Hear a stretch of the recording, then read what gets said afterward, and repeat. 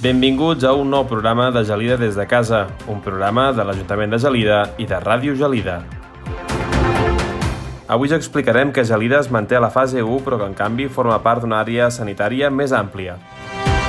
Gelida se suma als 10 dies de dol oficial per les víctimes de la Covid-19. Les pistes de pàdel i de tenis tornen a estar en funcionament. Aquest dimecres s'inicien les preinscripcions pels casals d'estiu de Gelida. El Centre d'Interpretació del Funicular torna a obrir les seves portes. La Regidoria de Salut i la de la Gent Gran fan balanç de la campanya Gelida amb la gent gran. Obert el concurs de disseny de la portada del programa de Festa Major 2020. L'entitat Cala Llucia organitza un concurs de relats curts de temàtica lèsbica. El proper dissabte, dia 6 de juny, es farà una marató de donació de sang a la Unió del Casal Gelidenc. I acabarem amb una cançó de la Coral Vallverdina.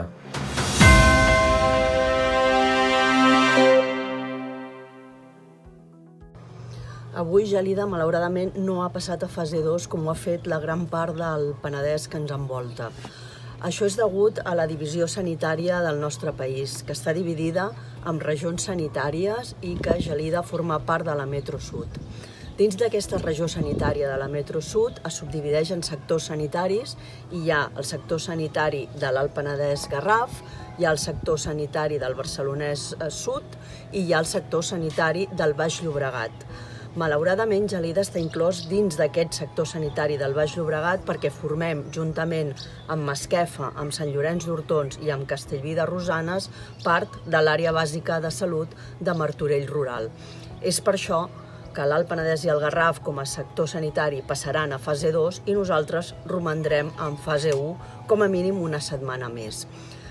També és cert que s'ha aprovat la decisió de que hi hagi mobilitat entre les regions sanitàries de Barcelona, la metropolitana nord i la metropolitana sud, i això vol dir que a partir d'aquest mateix dilluns, d'avui, els gelidencs i les gelidenques ens podrem moure per tota l'àrea metropolitana i Barcelona inclosa. No així podrem anar a la resta de municipis del Penedès, que sí que hi podrem anar si és per qüestions imprescindibles, és a dir, per acudir a la feina, per tenir cura d'una persona dependent o per realitzar visites mèdiques, etc. Però en cap cas hi podrem anar només per passejar. En qualsevol cas i amb tot aquest escenari, el que és imprescindible és que continuem mantenint i fent cas de les mesures de seguretat que ens demanen, perquè el que segueix sent imprescindible és que col·laborem tots plegats per sortir el més aviat possible d'aquestes fases de confinament. Segur que ens en sortirem. Com explicava l'alcaldessa Lluïsa Llop, Gelida es manté a la fase 1 durant aquesta setmana. Aquesta fase 1, que s'aplica al nostre municipi des de dilluns de la setmana passada, ha permès veure imatges com aquestes. Una Gelida plena de vida, amb terrasses obertes i un mercat setmanal en ple funcionament. Aquesta setmana es manté les mateixes mesures, entre les quals cal destacar que es poden fer trobades de fins a 10 persones respectant els 2 metres de distància, que podem anar a comprar a les botigues sense cita prèvia i també podem anar a terrasses de bars i restaurants, entre altres mesures.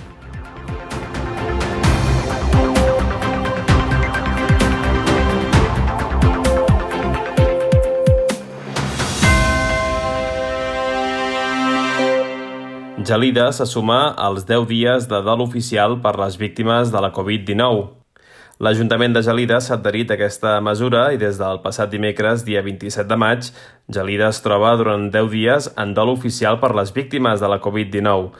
Aquest dimecres passat a les 12 del migdia, l'Ajuntament va convocar un minut de silenci a la plaça de la Vila amb la presència dels regidors de l'Ajuntament i també del personal de l'Ajuntament.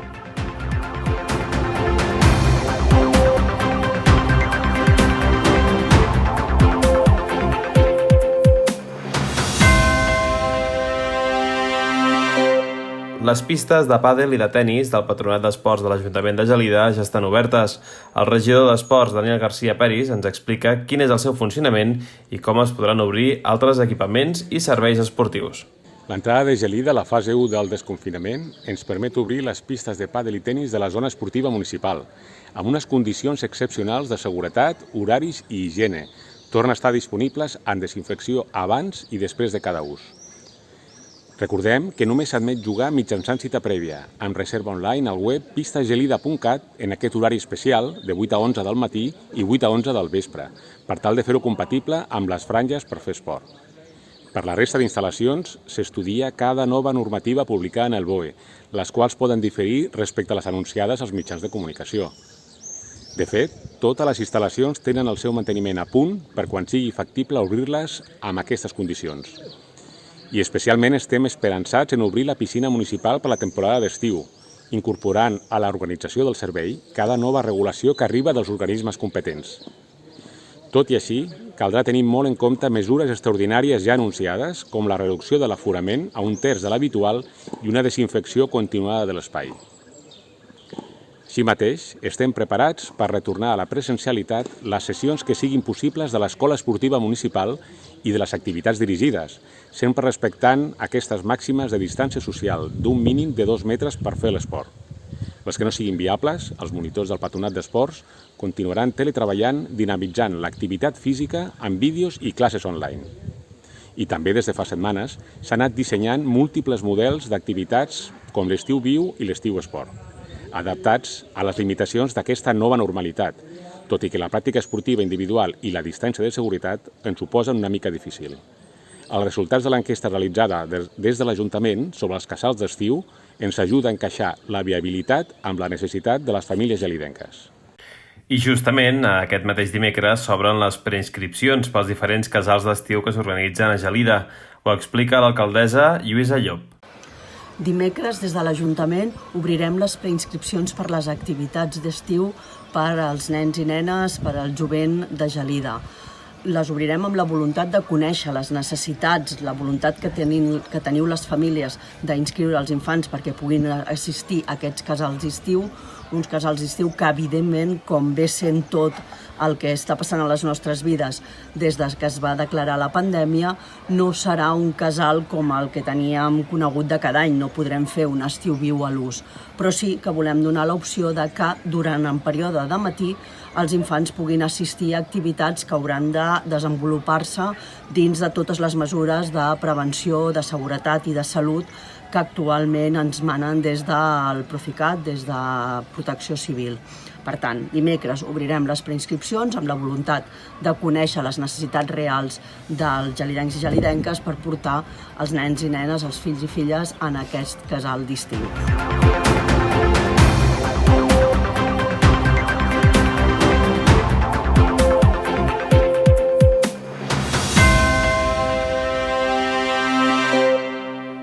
El Centre d'Interpretació del Funicular torna a obrir les seves portes. Ens ho explica, juntament amb altres iniciatives, el regidor de Turisme, Daniel García Peris. La fase actual del desconfinament ens permet obrir el Centre d'Interpretació del Funicular, el qual torna a obrir les portes per rebre visitants en el seu horari habitual, de 10 a 14 hores al cap de setmana. Com en altres espais similars, s'ha reduït l'aforament a 1/3 de la seva capacitat, i s'ha de seguir un circuit marcat al terra per observar l'exposició amb totes les mesures extraordinàries de seguretat i desinfecció. A més, també continua el seu servei de punt d'informació turística, però no és permès donar informació en paper, només en format electrònic. Esperem que aviat la situació positiva, l'evolució positiva de la pandèmia, permeti que Ferrocarrils de la Generalitat torni a posar en funcionament el Funi. D'altra banda, continuem amb l'organització d'un nou esdeveniment gastronòmic a celebrar a Gelida. Inicialment el teníem previst al maig i el vam traslladar, quan va començar el confinament, a dates més properes a l'estiu, a l'espera de l'evolució de la pandèmia. Ara, amb més dades del pla de desconfinament i en contínua comunicació amb els establiments de restauració gelidenc, el tenim previst pel mes de juliol, però amb possibilitat de traslladar-lo definitivament al setembre per una millor promoció i estabilitat dels bars i restaurants. Tenim el convenciment que serà una bona eina per la recuperació, en la tendència que s'imposarà a curt termini del turisme de proximitat.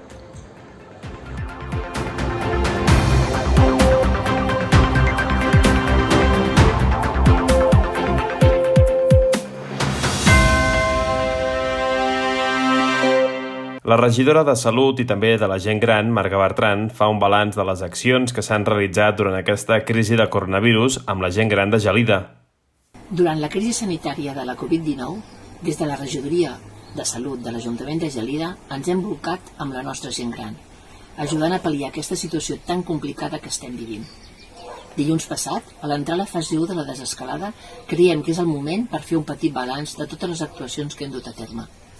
Des de l'Ajuntament s'han impulsat un seguit d'actuacions per fer front a les conseqüències socials que es deriven de les mesures decretades amb motiu de l'estat d'alarma.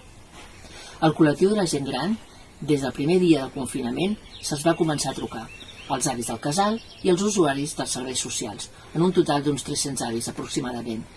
Es va poder parlar amb ells, se'ls va fer un petit qüestionari i així vam poder saber quina era la seva situació i les seves necessitats. A partir d'aquí, sabent les seves necessitats, els vam donar una resposta, com per exemple portar-los els aliments, els productes de farmàcia o d'higiene a casa seva.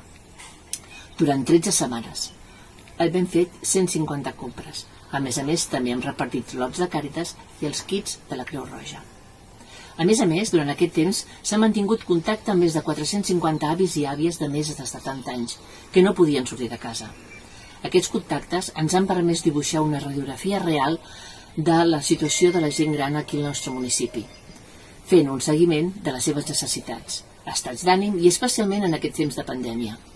A partir d'aquest aspecte i d'aquestes dades ens hem pogut fer un seguiment i seguim fent aquest seguiment de totes les seves necessitats. L'Ajuntament volem agrair de tot cor a la gent que ens ha ajudat, perquè tot això sense ells no hauria sigut possible. Agrair la disposició i la feina de l'Assemblea de Joves i de tots els voluntaris i voluntàries que davant de la situació excepcional que estem vivint han ofert la seva ajuda des del primer moment per garantir l'atenció a un col·lectiu, aquest col·lectiu de més vulnerabilitat, com són la nostra gent gran.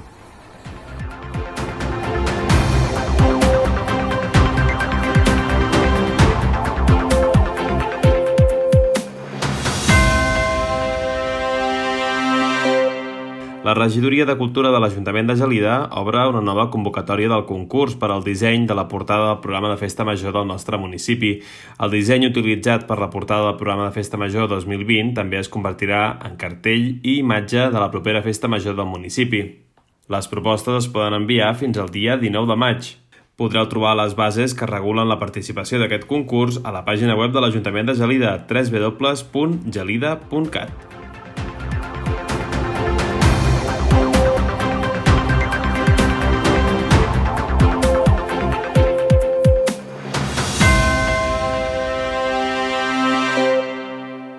I us parlem ara d'un altre concurs, en aquest cas de relats curts de temàtica lèsbica. Un concurs organitzat per l'associació Cala Llúcia. Per escriure, imaginem i integrem. I acceptem com a possibles els fets que narrem. Ens identifiquem amb els personatges i compartim part de la nostra essència. Recordes algun llibre o relat en què dues dones tinguin una relació amorosa i la història no acabi pels aires? S'escriuen prou històries diverses? En la literatura, l'heterosexualitat predomina com a forma d'estimar obligatòria, però està a les nostres mans canviar-ho. Necessitem més referents i necessitem, com a societat, ampliar el ventall de formes d'estimar que representem en el nostre imaginari. Per això hem creat el concurs Lila.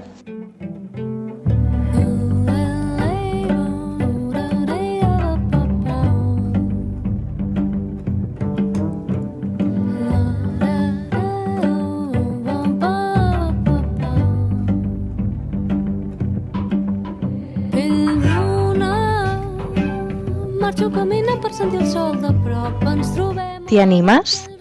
On comença el teu relat? Et recordo mort com un ocell de foc, acompassats desperts amb el pas encès, fins a fer-nos un.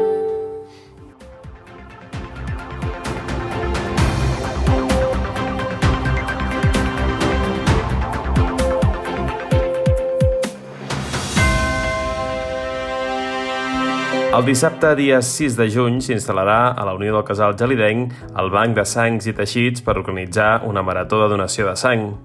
Estaran instal·lats de 10 a 2 del migdia i de 5 a 9 del vespre i cal reservar a donarsang.gencat.cat. Abans de fer aquesta donació de sang es demanarà que es renti les mans, també es donarà un bolígraf d'un sol ús per emplenar el qüestionari, els prendran la temperatura i finalment es demana que es porti guants i mascareta per fer la donació de sang. Donar sang és imprescindible.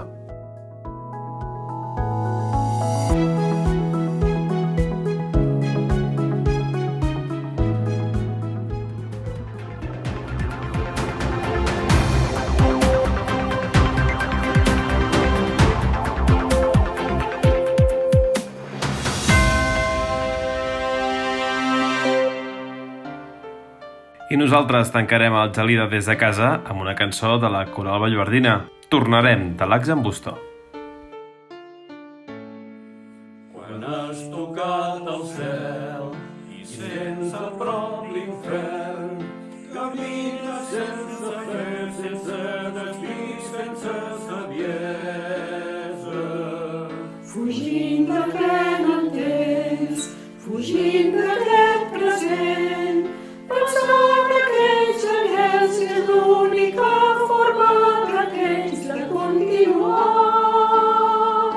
Tornarem a ser grans i tornarem, bon sortint d'aquesta tempesta, que amarem rere nostre indiferent, però com i ens va sentir que hi tornarem. Trencar aquest desencert comença en un mateix. Tornem a les arrels dels somnis que ens van veure néixer.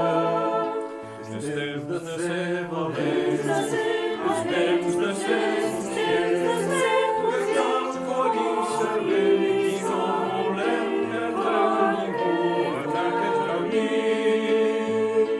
Tornarem a ser grans i tornarem,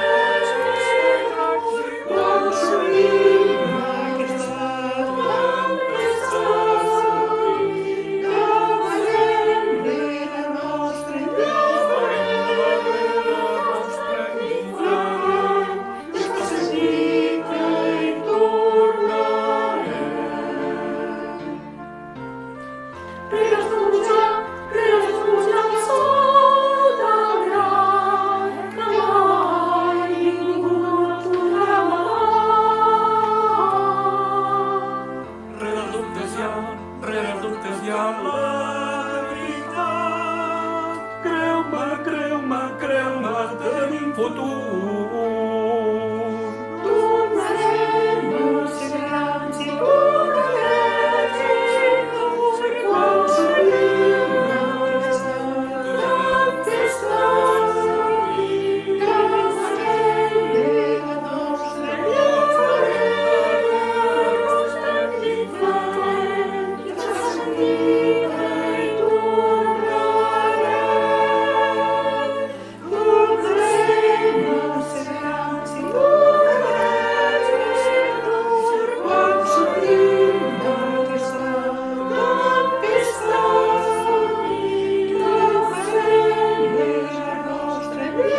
amarem rere nostre indiferent, i ens fa sentir que hi tornarem.